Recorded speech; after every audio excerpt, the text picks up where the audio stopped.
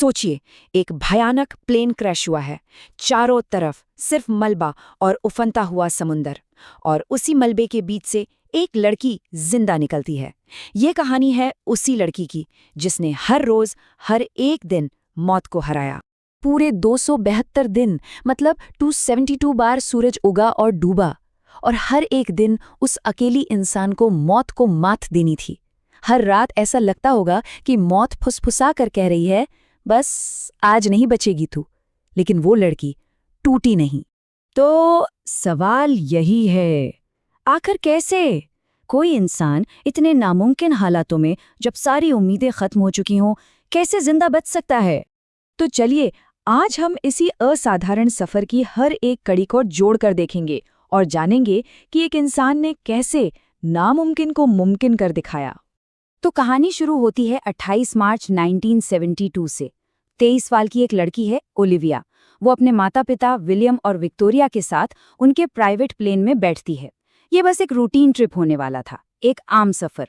पर किसी को जरा भी अंदाजा नहीं था कि ये उनकी जिंदगी की आखिरी उड़ान बनने वाली थी। देखिए, टेक ऑफ के सिर्फ 35 मिनट बाद ही सब कुछ बदल गया। विमान एक भयानक तूफान में फंस जाता है। घने बादलों के बीच कुछ भी दिखना बंद हो जाता है। GPS dead. रेडियो पर सिर्फ खर्र खर्र की आवाज। और फिर जब ईंधन पूरी तरह खत्म हो गया तो प्लेन सीधा नीचे आया और एक सुनसान टापू पर क्रैश हो गया। जब ओलिविया की आंख खुली तो उसका सिर दर्द से फटा जा रहा था।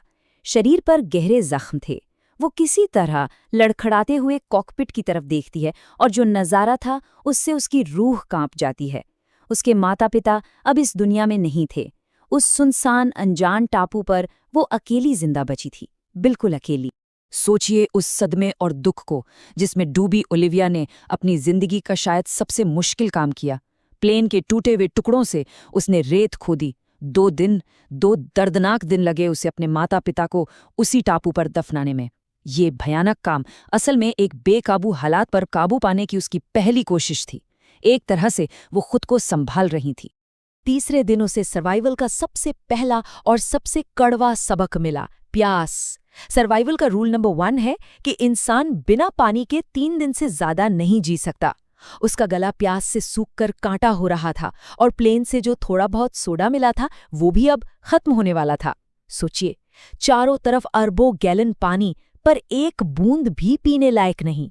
ऐसे में ओलिविया ने प्लेन के टूटे हुए हिस्से को ही अपना घर बना लिया। ये सिर्फ बारिश और तूफान से बचाने वाली छत नहीं थी, नहीं, ये उसके लिए एक मनोवैज्ञानिक सहारा था, एक मेंटल एंकर।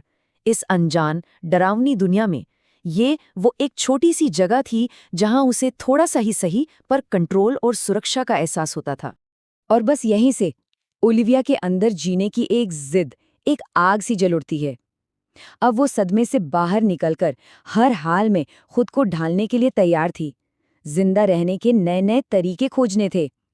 वो शहर की नाजुक लड़की अब कहीं पीछे छूट रही थी, और उसकी जगह एक सर्वाइवर ले रही थी।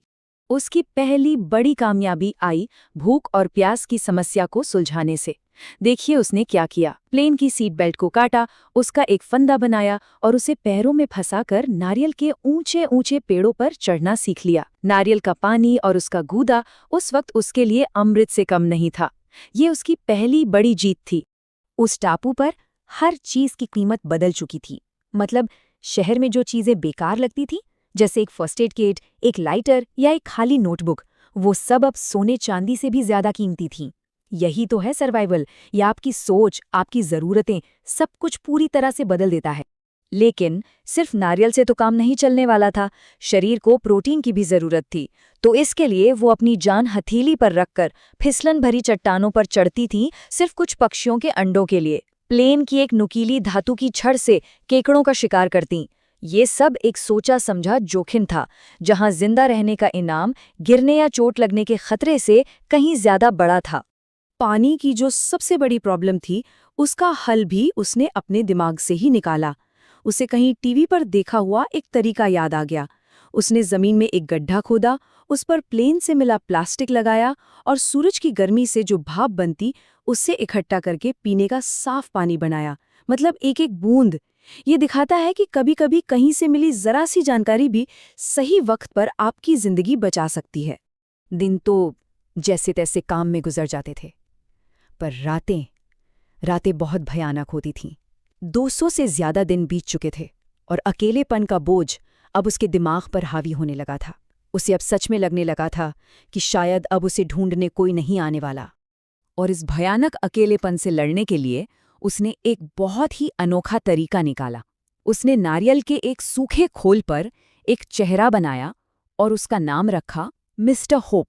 ये कोई पागलपन नहीं था, नहीं, ये दिमाग को बचाने की, उसे एक्टिव रखने की एक तरकीब थी। वो उससे बातें करती थी ताकि वो बोलना ना भूल जाए और ताकि अकेलापन उसे पूरी तरह से निगल ना जाए। उसके अंदर ना एक जबरदस्त मनोवैज्ञानिक जंग चल रही थी। एक तरफ थी वो भावना जिसे कहते हैं सीखी हुई लाचारी, मतलब ये एहसास कि कुछ भी कर लो, कुछ नहीं बदलने वाला। और दूसरी तरफ था अपने माता पिता से किया हुआ वो वादा और जीने की जिद। और फिर एक दिन ऐसा आया जब वो पूरी तरह टूट गई। वो टापू की सबसे ऊंची चट्टान के किनारे पर जाकर खड़ी हो गई।